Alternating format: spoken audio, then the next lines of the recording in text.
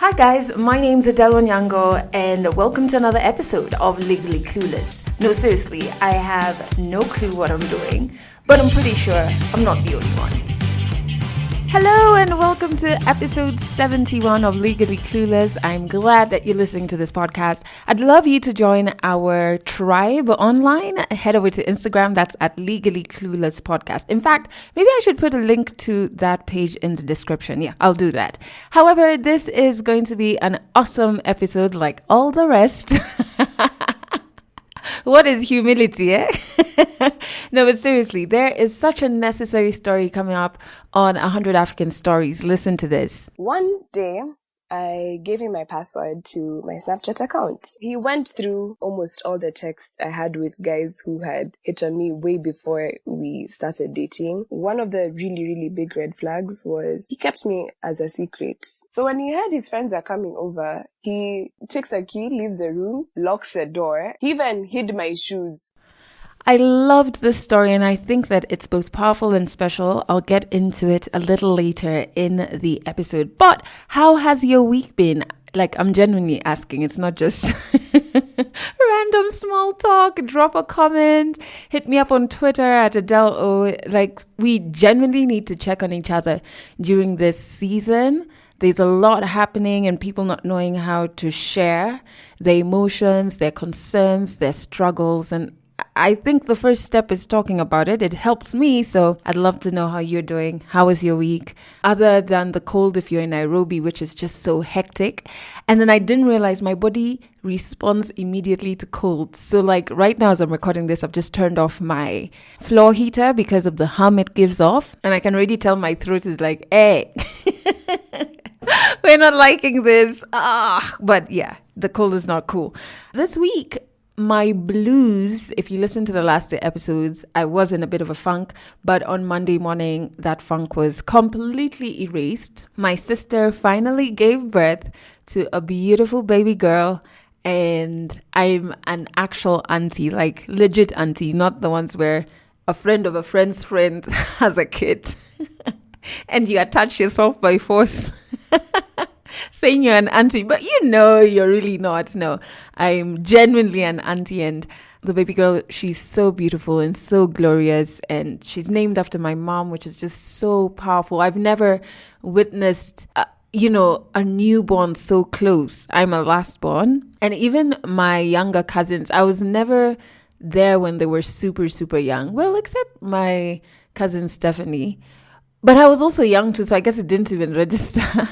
But this is just, I can only imagine what my sister, her mom, is feeling. Because for me, it's just such a nice warmth inside that I think for her being a first-time mom, it must just be so beautiful.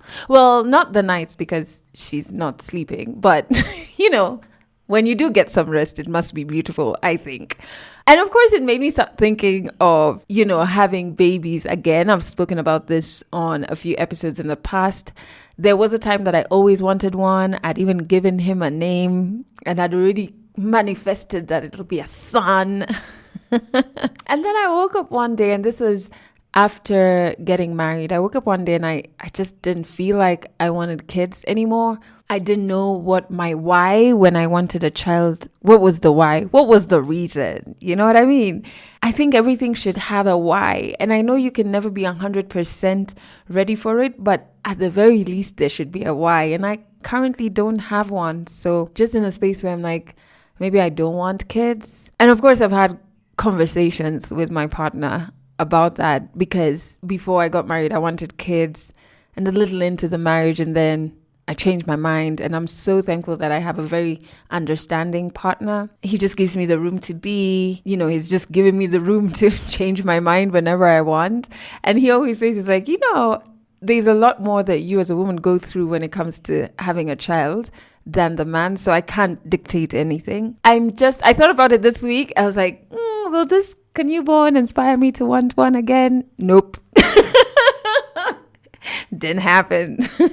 Something else that I came across this week that I wanted to share. I think I tweeted about it on Sunday last week or Monday. I can't remember. But there's this page. So I have this friend who's in the UK. I met her when I'd gone for a conference in 2017, and she had reached out because she has a podcast where she only interviews women. You should check it out. It's called Vulva La Revolution. I love it. And her name is Esther. So she was my first contact with podcasting. She was using a USB mic when she recorded me, and I was just so fascinated by it all, and we've remained friends to date. And she shares a lot of cool stuff on her Instagram, and she shared a page called Naked Grapefruit. I know you're wondering what in the world is this, but it's a pretty beautiful I've just opened up their website. And the first thing that hits you when you open the website is "We come in peace, so should you," and "come" is CUM. So it's a sex positive website or resource or space. And basically what their mandate is normalizing female pleasure. And I just think I'm at a point in my life where I'm really making so much progress in terms of sexual freedom after sexual trauma. Does that make sense, right? I know not many people talk about it. First, not many people talk about sex, period, in this side of the world. But on top of that, even just like a woman having the right to enjoy sex or to be sexually liberated is not spoken about. So it makes it even harder when you've experienced sexual trauma like myself. So if you are a survivor of rape or some form of sexual violence, you'll understand that something major breaks in that sector. And so thankfully through therapy, I have gotten really confident in terms of my sexual freedom. So I came across an article by Naked Grapefruit, which is Self-Love After Sexual Trauma. It's all about regaining your sexual freedom. What I loved about it is there bits in it that I recognize from my therapy sessions. And so what I'm going to do is I'm going to put the link to that particular article in the description. Please check it out. If you are a woman or if you know of a woman who has survived sexual violence or sexual trauma, just share it with them. It doesn't talk about only the what would I call it? Like the mental stuff about learning to love yourself again, but it also goes into the sexual stuff, which I just don't feel like there are enough resources outside of therapy specifically on that. So I stumbled on that. Well, Esther shared it and I saw it, and I figured why not share it on the podcast as well. So check the description. As you can tell, I'm in a much better mood. Thank heavens. Thankful because of the good news, obviously, of my niece, but also I really do appreciate all of the love and the amazing chats and comments that you send my way on the Legally Clueless hotline number, just validating and affirming that this podcast is a space that I can be as me as possible without worrying that I'm being too heavy for you. So I can't lie. Those messages actually do help and did help me. So I'm very thankful for that. So I want to jump into, it just hit me that the song of the week has a lot to do with sexual freedom. Well, I'm not sure. So the song of the week is by Trevor Jackson. And I think he's not in Black, he's in Grownish. He's one of the characters in Grownish, but he's an actor and he's a musician. So I was listening to music on YouTube and it kept doing its thing. You know, it just keeps adding various songs into your playlist. Then it added this particular song from him. I have to say I've not really paid attention to his music. I just kept checking him out on Grownish, but I never paid attention to his music. But the song that came out, I really love it because there's a groove to it. It has a really nice bounce. It's called Good Enough. So I listened to it like background music as YouTube was doing its thing and I was working. And then I was like, I really like the song. Let me pay attention to the music video. So I watched the music video towards the end because it's action-packed. He's very dramatic with his music videos, by the way. It's like a mini movie, which is not bad. It's dope. But so it's action-packed. At the end, he's in a room getting cozy with these two women. Wow, getting cozy. I sound like someone's grandmother, but you get the point. And so he's with these two women and it looks like they're going to have a threesome. Then I'm like, wait, is that what this song is about? So I listen again to the lyrics. I'm really invested. I told you guys, I pay close attention to songs and their lyrics. So I listened to the song again and I'm like, I think this song is about a threesome. Which is not a bad thing. It was just so interesting the way I stumbled upon this hypothesis. I'm not sure. I could be. I know the worst thing is if I'm wrong, all of you are just gonna ask, Adele, where was your mind? What are you up to? So it's a song of the week for research purposes. I want you to listen to it. I put a link to it in the description. Yeah, just tell me, A, if you enjoy the song, it's got a really good bounce, whatever it is about. And then B, just like really listen. And then also check out the music video. Just tell me what you think it's about. Anyway, that aside, we need to jump into the 100 African story on this episode. So first, I would like to update you that I have recorded 85 African stories so far. I just realized it when I was sorting out all the admin stuff for the podcast this week. And I was like, yay! Do I know what I'll do once we hit 100? I'm most probably going to start again. And hopefully by then I'll have figured out how to take the podcast back on tour, even with Corona, because I don't think there's anything like going back to life as we knew it. I think we now just need to figure out what life is going to be like going forward. It's going to be a new normal, basically. So I hope I can crack that. And maybe that's going to be added in by the time we hit 100 stories. But on this episode, I think it's a very powerful and special story because it's about young love and young relationships. But it's something that I feel like happens across the board. No matter how old you are, no matter the nature of your relationship, you most probably have been in a situation where you, two things. One, ignored certain red flags that you really shouldn't have ignored. And in hindsight, you're like, I should have known better when he or she or they did A, B, C, D. And then two, a lot of people downplay heartbreak and they downplay how shattering it is. And so when you are feeling down or sad about, a relationship ending or somebody hurting you, somebody that you're in an intimate relationship with hurting you, many people are like, how can you allow a man to get you this sad? How can you allow a woman to get you this sad? You know what I mean? And many people rubbish heartbreak or pain from an intimate relationship when it's really bad, like it's really heavy, and it can lead you to a very dark place. So I love that was brought out in Wanjiru's story. Stories from Africa. My name is Wanjiru. I am from Nairobi, Kenya. I've always been a hopeless romantic. It's just something that's like very, very engraved in me. So when I love wholeheartedly and fearlessly. It's who I am.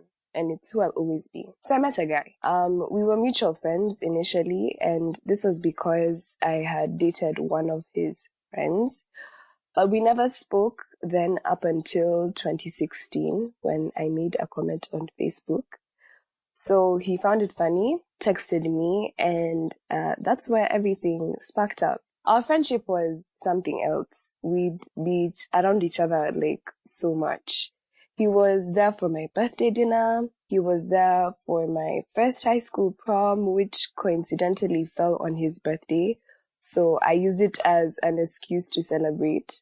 For every breakup I went through, he witnessed. For every fallout I had with a friend, he was there. So he literally knew every single facet of my life, and he had read me like a book, cover to cover. So we became best friends, and towards the end of 2017, he jokingly asked, like, what's the worst thing that could happen if we ever dated? The hopeless romantic in me jumped all the way out. I actually really didn't see the worst that could happen if we became best friends and we started dating. Because ideally, all the great cliche romance stories are usually brewed from, we were best friends and then we fell in love. So we started dating. One day, I gave him my password to my Snapchat account. I trusted him enough to give him my things. I was handling a few things, so I just let him take my password and text a few friends because I didn't have access to my account then. So he went through almost all the texts I had with guys who had hit on me way before we started dating. And soon after, he texts me in such a rage. He was so, I remember him being so angry that day. In my eyes, I couldn't understand why, because these were guys who I never really had interest in, and I never really ever implied anything that would ever seem suggestive. One of the red flags was he's always been infamous for his anger. So whenever you mention his name, everyone knows he's just that guy who either spazzes, or he's just very, very infamous for his anger. It's something everyone knows him for. But I didn't pay much attention to it because we were friends and I knew him, right? Like, that's how I always looked at it. So we spoke over the phone over that incident, and since then, things really, really took a toll for the West. Right after that, he made it very, very known that I should never ever talk to any other guy, or let alone form friendships with anyone new. And me being me, I just went along with it because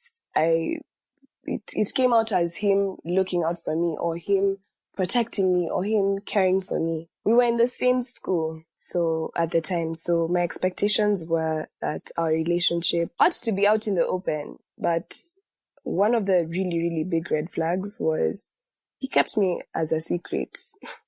No one knew that we were dating, and I remember when I used to ask him why, he'd just always get so defensive about it and be like, I don't like people knowing my private things. I just want to, savor this just for us. And I was just like, okay, I couldn't understand, because the type of person he was someone who really could care less. I mean, he never really cared about what people say. So it came as a shock that he didn't want people to know that we were together. So because of that and many other issues that came up, he always made sure that we talked about things, and he did it quite often. And when we'd talk, he'd make sure I talk about my the hardcore things. He always wanted me to talk about my childhood and how I was as a child and things that had happened to me, my strained relationship with my mom at the time, from being molested at 11, my failed relationships. Like, he just wanted to know everything cover to cover. Like, I really didn't think much of it because I thought he was trying to get to know me better. But the very things that I would talk to him about were the things that he would turn against me as time went by. And mind you, at this time, while he's using these things to control me, I didn't have that many friends at the time. So the few ones that I had, they didn't know the depth of how heavy things were. So I was going through certain things more or less so alone. So I didn't realize it, but I was sinking into a really dark pit. There's one time my classmates had invited me over for lunch on the weekend, and coincidentally, though, that weekend fell on what was our anniversary. So I ditched my classmates and I was just like, yeah, I'm gonna go to his house and I'm gonna spend the weekend together, and it's just gonna be us, and I'm trying to work on the relationship. I just want us to be good. And yeah, I was really, really naive about it. So I went to his place, and the funny thing is, I remember it was on a Saturday, and on that day, his friends unexpectedly came over. And before they came over, they had called him while they were at the gate. And when he heard his friends are coming, he locked me in his room. He actually locked me in his room. Now it went from me being a secret to me being locked inside the room. And I was really confused because we were spending time together. My friends, my classmates on the other hand, were calling me, trying to find out where I am and what I'm doing. I switched off my phone. I even switched off my phone. So when he heard his friends are coming over, he takes a key, leaves the room, locks the door, and then goes to entertain his friends. He even hid my shoes from where the door was because his friends, who were also my classmates at the time, knew that there's that pair of shoes, like, you could just know that these are my shoes. So he hid me and he locked me for about 2 hours. So he tried to get his friends to leave for a few minutes, and once they left for a few, he opens the door and he tells me, you have to go. You have to go, and you have to go now. You don't need to be here right now. So I'm confused. I'm just there like, I've cancelled plans with my friends, with my classmates. I have made time. It's literally anniversary and you're chasing me away. Me? At the time I was so heated and he really dismissed it. So he chases me away and I was just like, oh, okay, that's a bit odd, but fine. So I go home. But that wasn't the first time he had chased me away. There was another incident where we'd spend time after school. I really don't know I had no business like leaving school and going after school to spend time with someone else. Like, honestly, it was something very naive, but I was doing it out of love. That's how I was thinking of it then. I was doing it out of love. So there's a time when I went to his place after school and he chased me again. To make matters worse, one of his family members was like really hurling insults at me when I was leaving, calling me names like, you're so young, what are you doing here? Blah, blah, blah. It was really graphic, let me just say that, and really traumatizing to be chased that often. We'd have arguments along the way. I really don't remember a time where we were okay. And whenever I'd bring up those personal concerns, he'd make me schedule on when I should talk about my issues. So if I tell him, oh, I'm feeling this way and this is happening with me, it's like, oh, okay, we'll talk about that on Tuesday at this time, on Tuesday at 11, and then I'll get to talk about my problems on Friday at 10:30. Like, he would always make me schedule on when I should talk about my issues or when I should say how I feel. And if I ever tried to question him, he'd be like, today is not your day. Today is not your day for talking, so just wait it out. I came to find out that he was cheating on me the entire time. We were together for 4 months and I just figured out just the other day that he was cheating on me the entire time. But I didn't know then. When we'd argue, he would really call me names. And whenever I'd try to talk about anything heavy, he would start laughing, like hysterically, like he would really, really start laughing. I mean, it took therapy and days of healing just to get rid of how hearty that sound, that the sound of that laugh would just play in my mind. Even after all those incidents, I found myself like really giving in just to please him or just to make him happy. On that journey of trying to make him happy, I lost my friends, I lost my sanity, I lost my peace of mind, I lost myself. Like, I really sunk into a deep, dark depression. One night, he decides to bring up the same incident that sparked everything up. I got like really frustrated because I couldn't understand why he had brought it up again. And then this time he's insulting me, he's calling me names. I couldn't understand why. Because for me, like I said previously, I really didn't think much of it. I didn't think that my best friend would, like, he was supposed to understand me. So I started getting frustrated. And these were months of just harboring things in. So on that night, when I confronted him and just asked him, like, why do you keep doing this to me? He starts yelling. And while he was yelling, he was telling me how useless I am and how worthless I am, how nobody will ever be able to love me. And he starts explaining why I can't even stay in relationships. Just a whole load of like hurtful things. And after he said all that, he just cut a call. Once he cut a call, I remember just crying. I was crying and crying and crying. I really couldn't believe that this is someone who I had called my best friend. And I was just like, I don't want to do this anymore. I don't want to be here anymore. I've lost friends. I've now lost my best friend. That's how I was looking at it. And I just figured I couldn't take it anymore. I didn't want to be here anymore. And I felt as though I needed to take that pain away. So I took a scarf. I remember just running. This day is kind of like a blur to me because of the way these events happened in such a short span of time. And they were so heavy as well. So I remember just running to my room. I took like a really thick scarf and I hung it over the highest point of my window, the little window, like bars that you can like, anyway, yeah, the window. I hung it on the highest point of the window, and I wrapped it around my neck and stood on a stool, and I just remember slowly like tipping off the stool beneath me. I was holding my phone in one hand while I was standing on the stool, and when I started running out of breath, slowly, I knew I wanted to die, but I was really, really scared.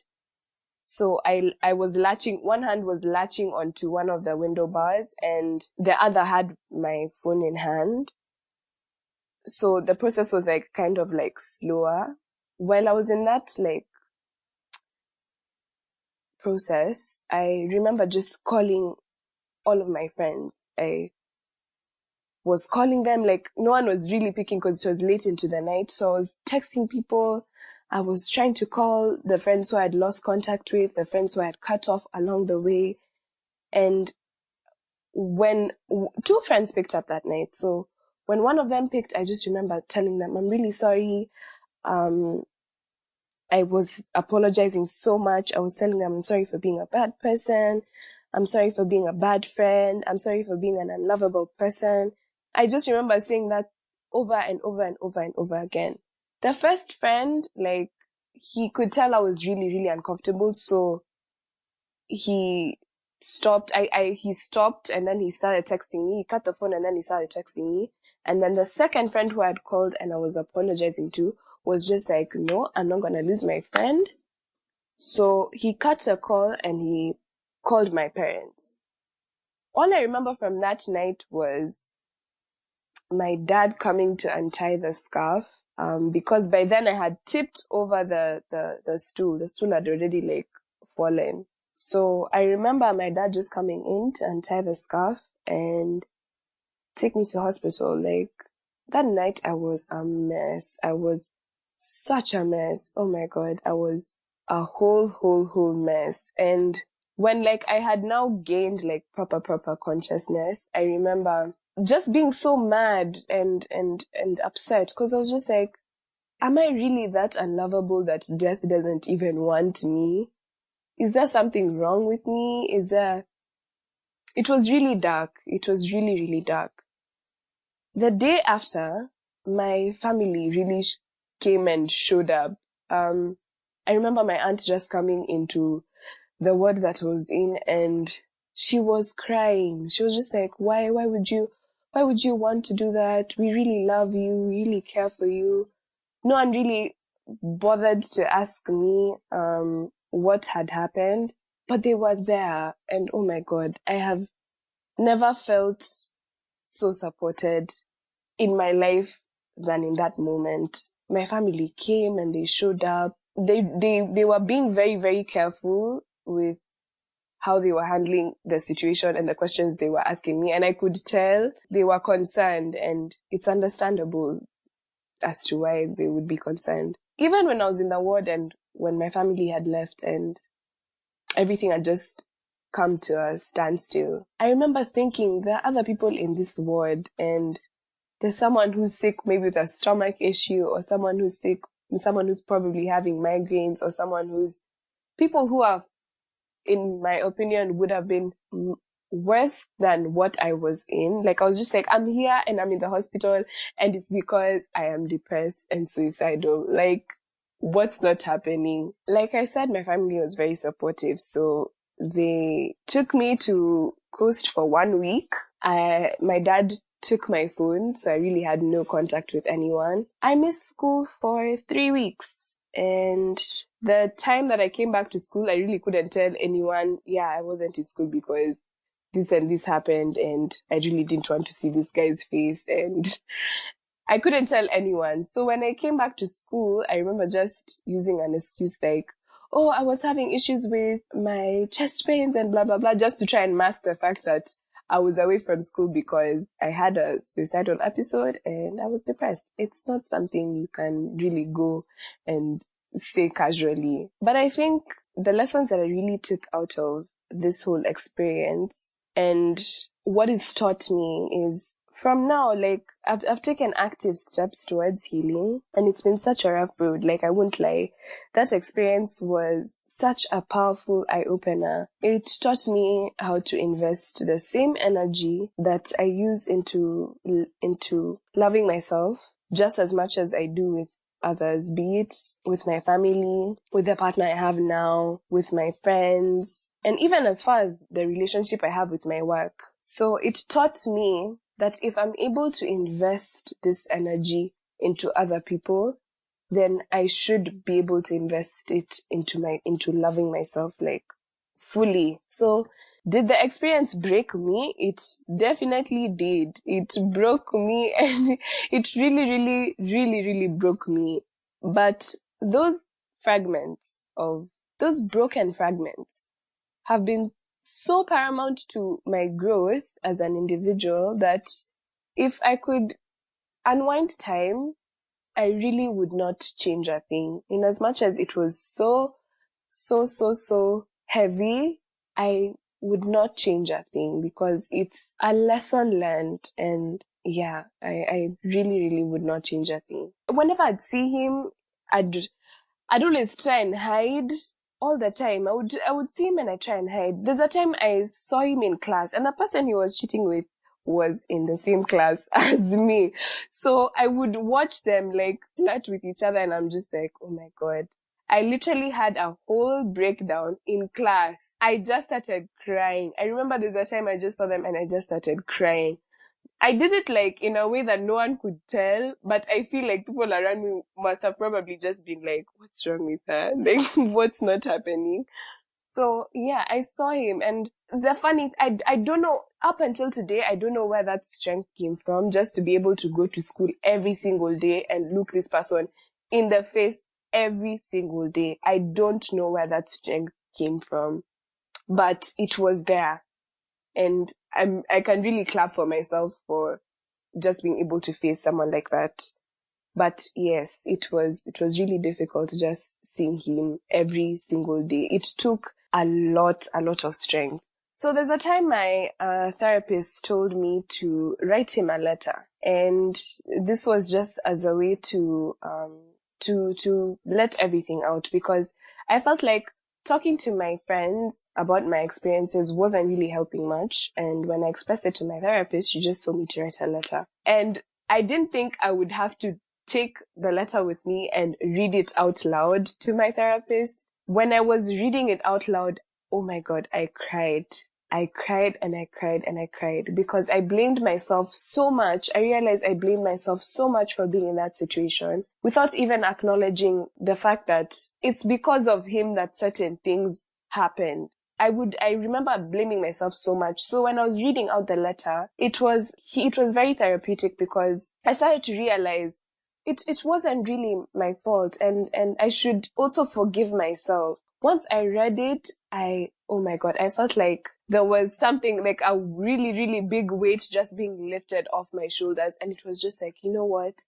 I've let you go, and it's okay. It's fine. Everything is going to be okay, and I'm going to be fine. I also realized, because much later on, after I moved on from the situation, they always say that the hardest relationship is the one that's after a traumatic one, because that's when, like, you really have to learn how to unlearn, like, certain things practically. When I was going through therapy, I had started a new relationship, and in that new relationship that I'm still currently in that relationship, it's been a year and 5 months. While I was in that relationship, I realized I would really act out as though I'm talking to him in the past. So whenever I'd argue with my partner, it would be like, some certain things would just trigger me, and I would just go into like this defensive mood, like I'm talking to the guy from my past, the one who was my best friend. So my therapist pointed it out, and it also made me realize I really have to like make sure, if I'm unpacking this baggage, I'm just letting it all go. And yeah, I feel like you have to love yourself. In my opinion, you have to love yourself, and you have to do it fearlessly. Like, don't care about whatever anyone is thinking. Don't care about what he's thinking. Don't care about what she's thinking. Once you see that red flag, don't ignore it. Like, don't make excuses for someone else's behavior just to don't water down a red flag just because of maybe the history you have with this person or how much this person means to you. There's so much better out there. So I would really, really, really, really encourage anyone who's in a situation like this to just drop everything. If you can see the red flag, and don't make excuses for someone else's bad behavior. If you can see the red flag, just drop everything and go, because when your gut feeling tells you something, it's telling you something for a reason. So you're not paranoid, you're not naive, you're not selfish, you're not, just drop everything and leave. Don't care about the other person. Put you first. Always put you first. Catch our next African stories in the next episode.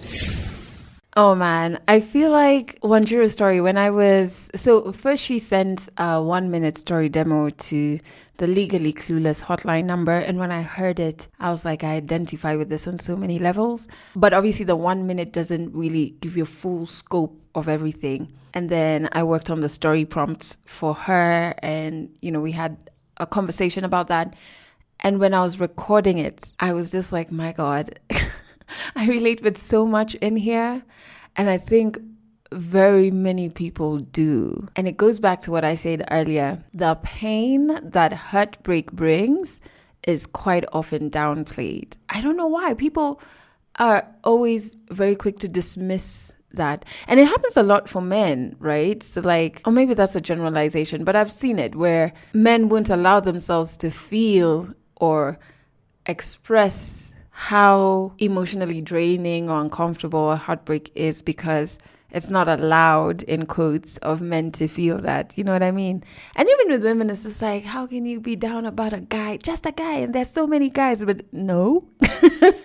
Heartbreak is hectic. I also wanted to point out that in terms of relationships and red flags, I definitely think it's harder to see the red flags if you and the person you were in a relationship with were really good friends at first. It just blurs. I don't know. I was thinking about it as I was editing the story. I was like, actually, because I've had relationships that started with amazing friendships, and I've had relationships that were just random. And I can see how with a friendship, you're already so emotionally involved. It's blinding. Emotions sometimes can be blinding when it comes to red flags.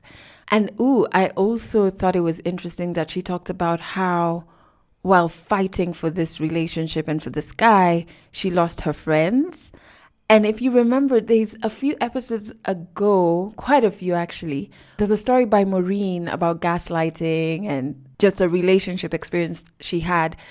And I think it came out then, or maybe I'm confused, but about when you date somebody who's toxic, something that comes out is that they kind of isolate you away from your friends. Yes, I now remember how Maureen said it. She said how she'd always be so scared he was going to lash out or act a fool or whatever. So she stopped taking him out to places where her and her friends would be or going for events with him. And in that process, it isolated her because then she would only be with him. It's very enriching when in a relationship for the two of you to have your own spaces, your own hobbies, your own lives, because you are your own people.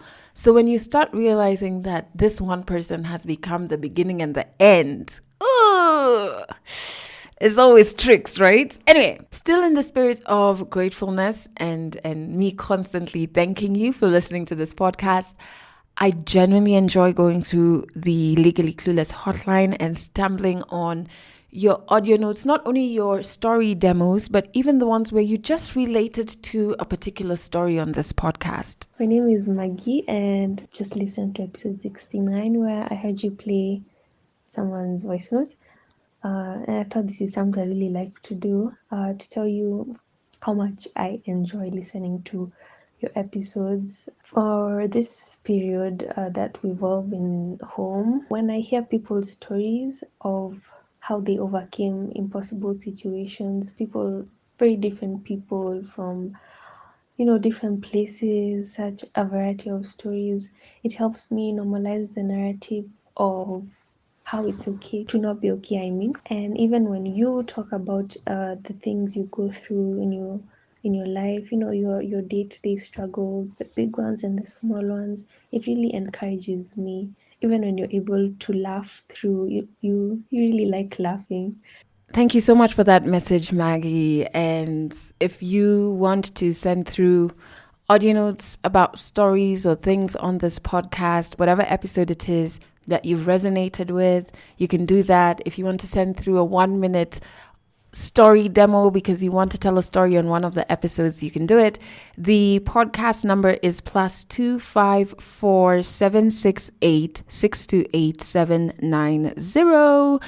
And don't forget, by the way, to join us on Instagram. That's at Legally Clueless Podcast. I have to end this podcast here. We have new neighbors whose kids are so noisy, but also they have the noisiest water pump, and it feels like out of 24 hours of the day, they are pumping water like maybe 20 hours out of 24. So yeah, that commotion has just started, but thank you so much for listening to this episode. And that's it for this episode of Legally Clueless. You can share this podcast with your friends. You can keep it for yourself. I'm not judging. Just make sure you're here next week for the next episode.